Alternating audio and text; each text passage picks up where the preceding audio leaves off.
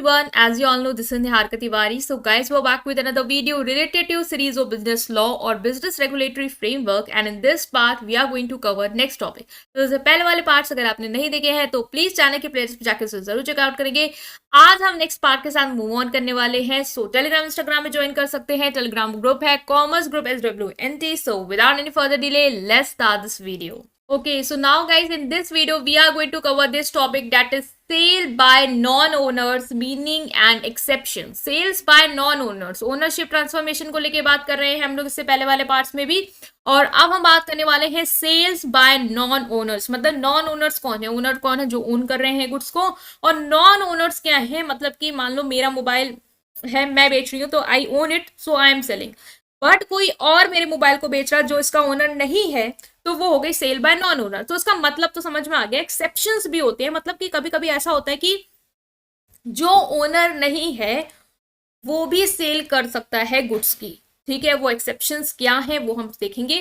पहला है nemo dat quod non habet. ये इसका मतलब क्या है, ठीक है, इसका मतलब है सेल बाय नॉन ओनर। ठीक है, basically nemo dat quod non habet means that the seller should have the ownership of the good in order to sell them to the buyer. Nemo dat quod non habet Latin पूरा ये sentence है जिसके मतलब है कि no one can give what he has not, कि कोई वो चीज नहीं दे सकता जो उसके पास नहीं है। मतलब कि अगर आप किसी चीज की ओनरशिप ट्रांसफर करना चाहते हैं तो उसकी ओनरशिप आपके पास होनी चाहिए, बट कुछ एक्सेप्शंस होते हैं जिसमें even non-owners can sell even if they don't have the ownership of the good। even जो नॉन ओनर है, मतलब जिनके पास गुड्स की ओनरशिप नहीं है, वो लोग भी सेल कर सकते हैं गुड्स को। तो वो एक्सेप्शंस क्या है वो हम देखेंगे। Exceptions to nemo dat quod non habet, first है sale by estoppel. Sale by estoppel में क्या है कि स्टेटमेंट और conducts lead the buyer to believe that the person selling the good has the authority to sell them and the actual owner does not show any objection regarding the sale transaction. मतलब इस case में, इस exception पे अगर देखा जाए तो इस एक्सेप्शन ये कहती है कि यहाँ पे जो नॉन ओनर है, मतलब जो गुड्स जिसके पास ओनरशिप नहीं है, वो चीज को बेच सकता है। वो कैसे बेच सकता है, वो इस तरीके से बेच सकता है कि जिसको वो बेच रहा है वो ये बिलीव कर ले जाए कि जो सामने वाली पार्टी मुझे बेच रही है उसी के पास ही वो अथॉरिटी है उसको सेल करने की। मतलब मेरा फोन अगर कोई बेच रहा है किसी बायर को, तो वो बायर यही बिलीव करेगा कि वो फोन उसका है और उसके पास ही उसकी पावर है उसको बेचने की। ठीक है, उसको ये नहीं पता कि उसकी रियल ओनर मैं। ठीक है, और the actual owner does not show any objection regarding the sale transaction. और जो मैं हूं एक्चुअल ओनर, मैं भी कोई भी क्या करती हूँ, ऑब्जेक्शन नहीं करती हूँ सेल ट्रांजेक्शन को लेके। मान लो कल को मेरा भाई जो है वो उसका ओनर नहीं है, वो जाके किसी को फोन बेच रहा है मेरा, और मैं इस बात से कोई ऑब्जेक्शन नहीं करती हूँ उस सेल ट्रांजेक्शन, मैं उसको एक्सेप्ट कर लेती हूँ। हाँ ठीक है, वो बेच रहा है तो ठीक है। तो इस केस में क्या होगा कि जो नॉन ओनर है वो गुड्स को सेल कर सकता है। तो this will be consider sale by estoppel if below mention condition are fulfil. अगर ये जो सेल है वो सेल बाय एस्टोपल कहलाई जाएगी अगर दो कंडीशन जो नीचे दी है वो फुलफिल हो जाए। पहला, जो एक्चुअल ओनर है वो कोई ऑब्जेक्शन ना करे सेल ट्रांजेक्शन के रिगार्डिंग, मतलब मैं कुछ भी ऑब्जेक्शन ना करूं, सेल ट्रांजेक्शन हो रहा है, वो बिक रहा है, ठीक है, मुझे कोई ऑब्जेक्शन नहीं, वो बिक रहा है, वो बिके।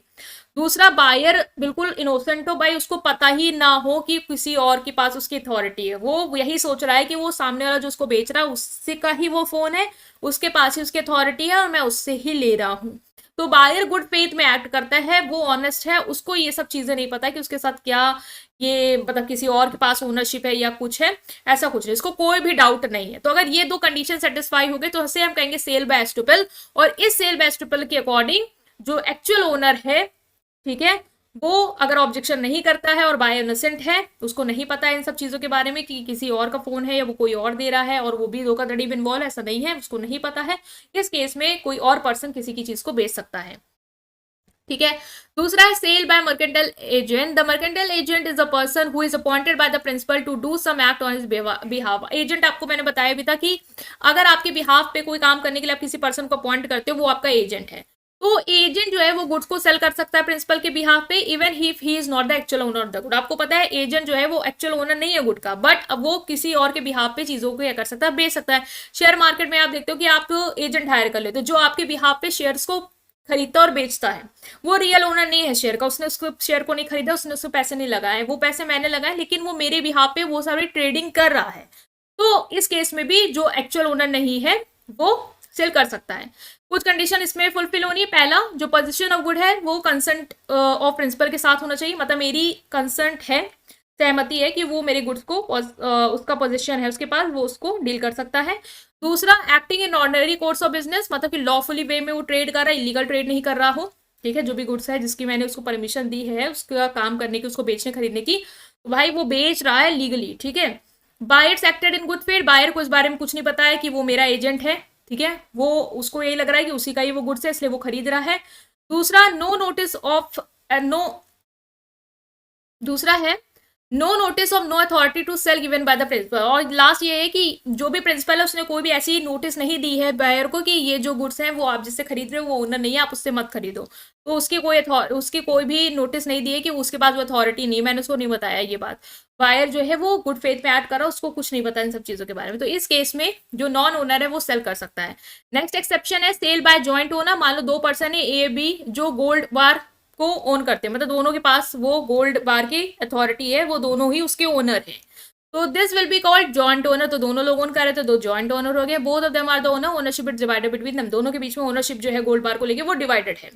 If one owner want to sell the gold bar then a below condition needs to be fulfil. अगर एक ओनर चाहता है कि वो गोल्ड बार को सेल कर दे तो इस कंडीशन में कर सकता है, अगर वो ये सारी कंडीशन फुलफिल कर दे। पहला, sole position of good with another joint concern, मतलब जॉइंट ओनर ने उस अपनी कंसर्न के साथ उसको उस गुड्स का सोल पोजीशन दे दिया कि चलो ठीक है तुम इसका अकेले मालिक बन जाओ, उसका अकेले पोजीशन ले लो और तुम बेचो, ठीक है। और बायर को इस बारे में नहीं पता है कि ये जो गुड्स मुझे बेच रहे हैं ये जॉइंट ओनर में के सिचुएशन में है, ये किसी और के साथ भी ओनर है इसके, उसको नहीं पता है, उसको ये लग रहा है कि वही ओनर है और वही मुझे दे रहा है, ठीक है, वही बेच रहा है बस।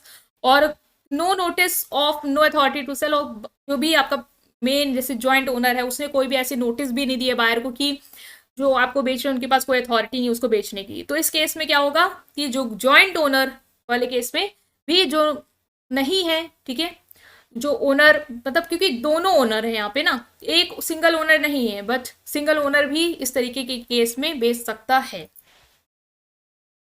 Next is sale by seller in position of good after cell.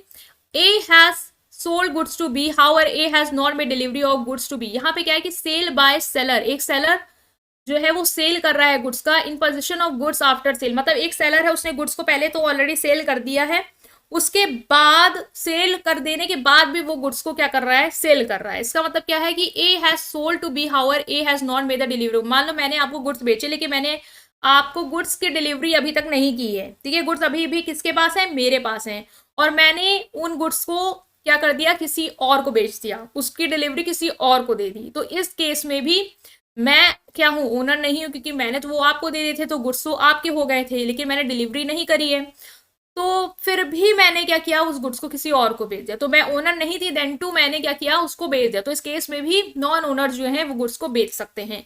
तो A has sold good to B however A has not made the delivery of goods to B, that means A still possesses the good and sold the same good to C. This is only possible that A can sell the good to C if following below condition are fulfil. अगर ये condition fulfil होती है तो इसी case में जो ए है वो सी को गुड सेल कर सकता है। पहला, वो गुड्स जो है उसके पास होने चाहिए, उसका पोजीशन उसके पास होना चाहिए, means still has the position of good which is being sold to A, now he selling to C, मतलब गुड्स मेरे पास होने चाहिए, मेरे पास उसका पोजीशन होना चाहिए, तभी मैं उसको दे रही हूँ।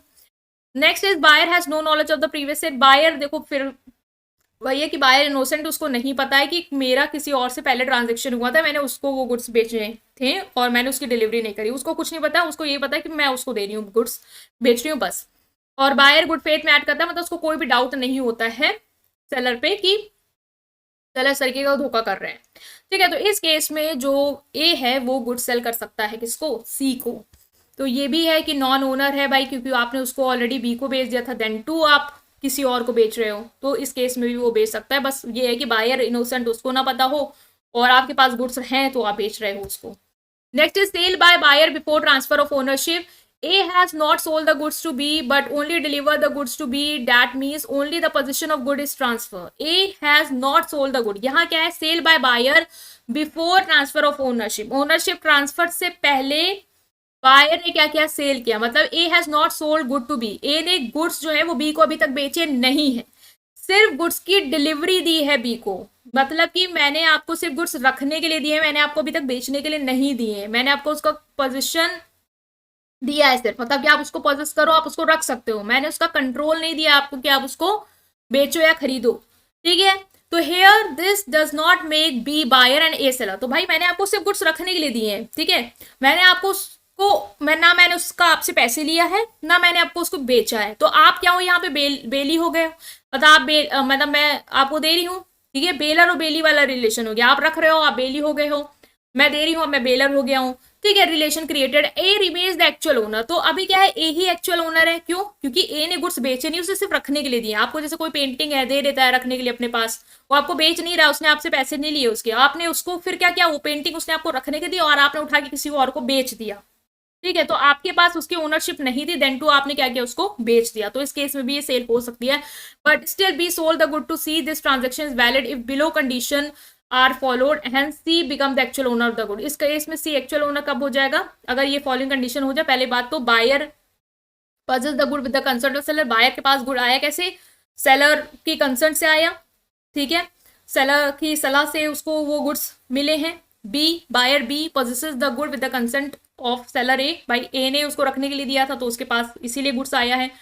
दूसरा है न्यू बायर सी, जो नया बायर उसको कोई नॉलेज नहीं है कि भाई इनको तो गुड्स रखने के लिए दिए थे, इनको तो बेचने के थे, ये जो गुड्स मुझे बेच रहे हैं, ठीक है, वो उसको कुछ नहीं पता है, और वो गुड फेथ में ऐड करता है, मतलब उसको डाउट भी नहीं होता है कि ये मेरे साथ ऐसा कर रहे हैं या उनको किसी और ने रखने के लिए दिया तो ये मुझे बेच रहे, उसको नहीं पता है, वो नॉर्मल एक ट्रांजेक्शन में एंटर कर गया। तो इस केस में जो ये सेल है वो हो सकती है और एक्चुअल ओनर बिकम हो जाएगा, क्यों भाई, क्योंकि उसको जो सी है जो नया बायर उसको तो इस बारे में पता ही नहीं कि एक्चुअल ओनर है या नहीं है, तो उसके लिए नजरों में तो वही एक्चुअल ओनर है और ये ट्रांजेक्शन हो रहा है, ठीक है। तो ये केस हो सकता है एक्सेप्शन में, जहां पे नॉन ओनर सेल कर सकता है। Sale by unpaid seller, unpaid seller can take the goods back and resell those good even if he now unpaid seller is not actual owner. Unpaid seller कौन है, जिसको पूरा पेमेंट नहीं मिला है, वो क्या कर सकता है, गुड्स को अपने पास रख सकता है और फिर उन गुड्स को क्या कर सकता है, रीसेल कर सकता है, बेच सकता है।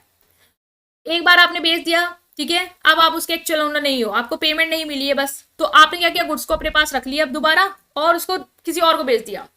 तो A sold and delivered the goods to B and B did not pay the amount to A for goods. So here A can take back the good from A and resell them to another person even if now he is not the actual owner। मतलब क्या है, A ने goods को क्या किया, B को बेचा और उसको डिलीवर कर दिया, B ने उसको पैसा नहीं दिया उस गुड्स का जो उसको डिलीवर हो गया, उसने खरीदा, ठीक।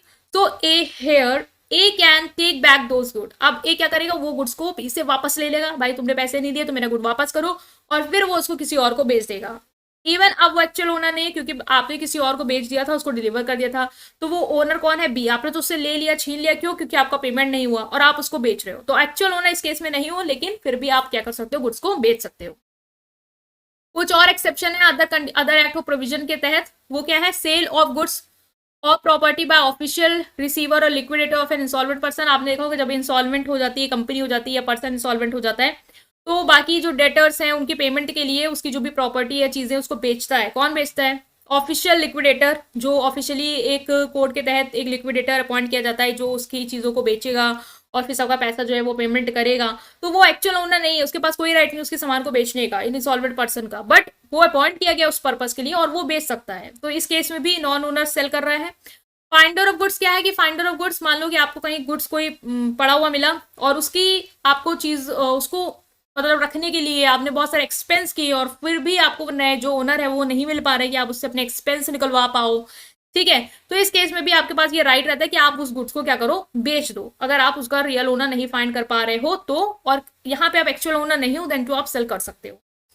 Sale by Pawnee under the pledge, the pawner has taken the loan from B Pawnee for 10,000 by pledging the gold as a security। मान लो ए जो है जैसे पॉनर है उसने क्या किया, लोन लिया था बी से, ठीक है, 10,000 का गोल्ड जो है उसके पास एज अ सिक्योरिटी प्लेज की थी, और A does not repay the amount to B, और ए ने लोन तो ले लिया लेकिन उसका पैसा जो है वो नहीं दिया बी को, तो बी ने क्या रखा है अपने पास सिक्योरिटी के रूप में, गोल्ड रखा है 10,000 का, तो अब वो गोल्ड को बेच के अपने पैसा रिकवर कर लेगा। दो गोल्ड उसका नहीं है, वो एक्चुअल ओनर नहीं है, देन टू क्या कर सकता है, वो उसको सेल कर सकता है, उसको बेच सकता है, ठीक है। तो ये हो गया, तो ये हमने यहाँ पे समझा है, ठीक है।